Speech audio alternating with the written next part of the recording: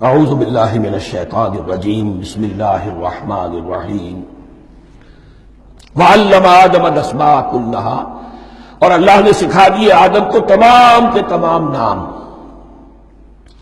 اب اس میں بھی ایک رائے تو یہ ہے، بلکہ اس میں تقریباً اجماع ہے مفسرین کا، کہ اس سے مراد ہے تمام اشیاء کے نام، اور تمام اشیاء کے نام سے مراد ہے ان کی حقیقت کا علم۔ ہیومن نالج جو ہے، اگر آپ اس کا تجزیہ کریں گے تو وہ یہی ہے کہ انسان ایک چیز کو پہچانتا ہے پھر اس کے لیے ایک نام رکھتا ہے یا کوئی ٹرم اس کے لیے قائم کرتا ہے۔ اس نام یا ٹرم اور اس کے حوالے سے، اصطلاح کے حوالے سے بہت سے حقائق کو اپنے ذہن کے اندر محفوظ کرتا ہے۔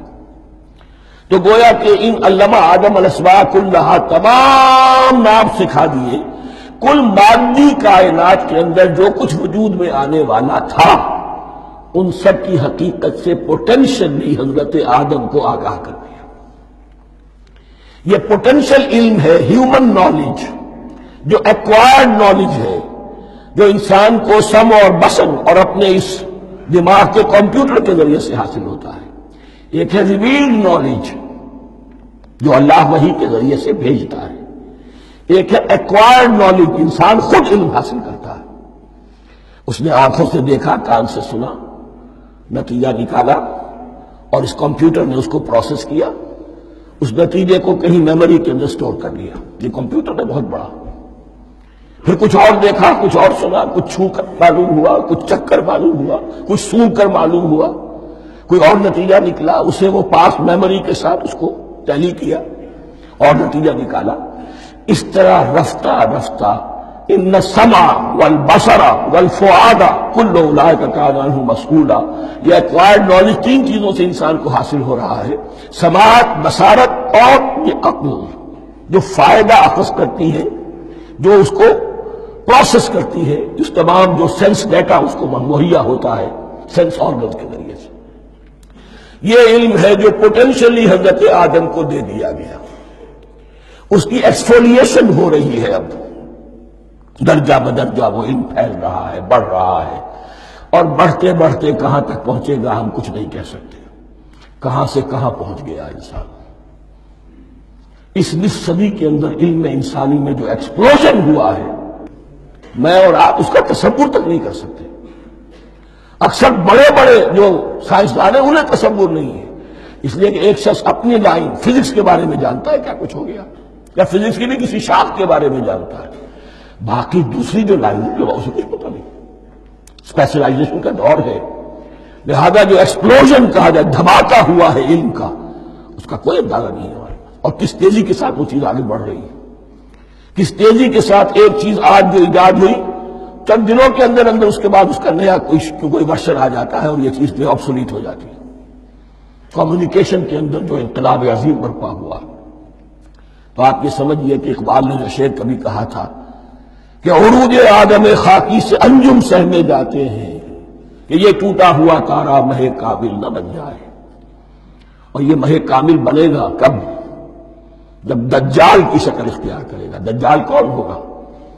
جو ان تمام قواعد طبیعہ کے اوپر قابو پا لے گا، جب چاہے گا جہاں چاہے گا بارش برسائے گا، رزق کے تمام خزانے اپنے ہاتھ میں لے لے گا، جو اس کے اوپر ایمان لائے گا اسی کو ملے گا، کسی اور کو نہیں ملے گا، اس کی آواز پوری دنیا میں سنائی دے گی، وہ چند دنوں کے اندر پوری دنیا کا چکر لگا دے گا۔ یہ ساری چیزیں جو حدیث میں دجال کے بارے میں آئی ہیں، وہ اسی علم آدم، ایکوائرڈ نالج کے اس حد کو پہنچ جانا کہ وہ ٹوٹل مسٹریز نیچر کی جو ہے وہ اس پر منکشف ہو جائے، اور ان قواعد طبیعہ کو وہ ہارنس کر لے، قابو میں لے آئے اور انہیں استعمال کرے۔ کبھی جب ہمارے کسی بہت 200-300ویں کوئی پیڑھی میں کوئی ہمارے جد امجد ہوں گے جنہوں نے کوئی چٹان دیکھی کہ گری، پتھر پر پتھر ٹکرایا تو آگ اس میں سے شعلہ نکلا، اس کا یہ مشاہدہ کافی ہو گیا آگ پیدا کرنے کے لیے۔ پتھروں کو ٹکراؤ، آگ پیدا کر لو۔ یہ اس دور کی سب سے بڑی ایجاد تھی، آگ، انرجی۔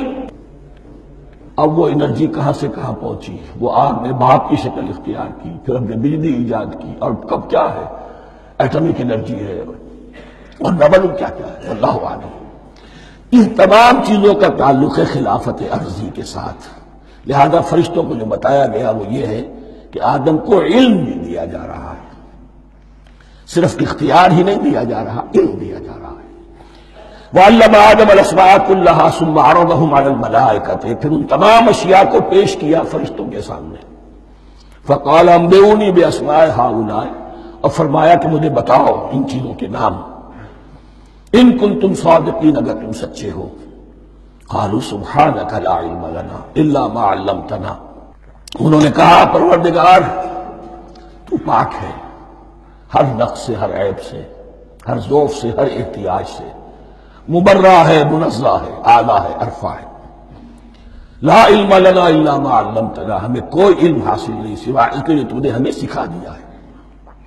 اس کی تعبیر یہی بہتر معلوم ہوتی ہے کہ ملائکہ کی حیثیت در حقیقت اس کائناتی جو حکومت ہے اللہ کی، آفاقی حکومت، اس کے کارندوں کی ہے، یہ اس کے سول سرونٹس ہیں، تو ہر ایک کو صرف اس کے شعبے کے متعلق علم دیا گیا ہے، علم جامع نہیں، تمام چیزوں کا علم یہ معلوم کرنے کی استعداد ان کے پاس نہیں ہے۔ کوئی فرشتہ فرض کیجئے بارش کے اوپر مامور ہے، کوئی پہاڑوں پر مامور ہے، جس کا ذکر سیرت میں آتا ہے کہ جب طائف میں حضور پر پتھراؤ ہوا ہے تو اس کے بعد ایک فرشتہ حاضر ہوا ہے کہ میں ملک الجبال ہوں، اللہ نے مجھے پہاڑوں پر مامور کیا ہوا ہے، آپ اگر فرمائیں تو جن لوگوں نے آپ کو ستایا ہے، یہ جو طائف جن دو پہاڑوں کے درمیان یہ وادی ہے، ان کو آپس میں ٹکرا دو کہ یہ پس کر اور سرما بن جائے۔ آپ نے فرمایا نہیں، کیا عجب، اللہ تعالیٰ ان کی اگلی نسلوں کو ہدایت دے دے۔ تو فرشتے ہیں، کوئی پہاڑوں پر مامور ہے، کوئی کسی خدمت پر مامور ہے، ان کو علم دیا گیا ہے صرف انہی کی اپنی جو بھی فرائض منصبی ہیں ان کے شعبے سے متعلق، کل نہیں۔ جامعیت جو ہے علم کی وہ ہے کہ جو حضرت آدم علیہ السلام کو پوٹینشلی دے دی گئی، اور جو اب بڑھتے بڑھتے ایک بہت پیراور درخت بن چکا۔ سبحانک لا علم لنا الا ما علمتنا انک انت العلیم الحکیم، یقیناً آپ ہی کی ذات ہے جو کل کے کل علم کی حامل ہے، اور جس کے اوپر حکمت بھی، جس کی حکمت بھی قابل ہے۔ باقی تو ہر مخلوق میں سے ہر ایک کا علم ناقص رہے گا۔ العلیم، کل علم کا جاننے والا تو ہی ہے۔ الحکیم، کل حکمت وہ تو تیرے ہی پاس ہے۔